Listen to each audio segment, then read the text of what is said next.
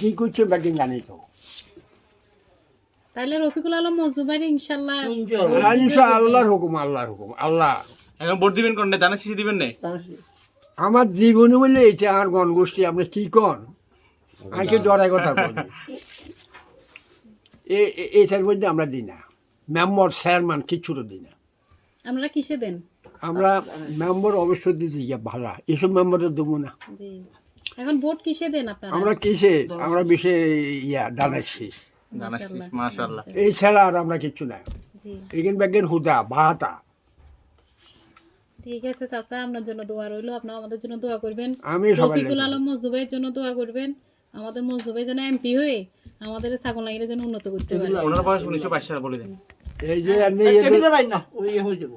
চাচার বয়স কত না?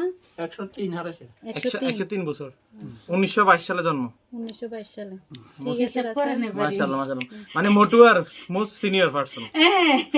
ঠিক আছে, আমি মাত্র আশি করে, আমরা সফটওয়্যার বাইরে।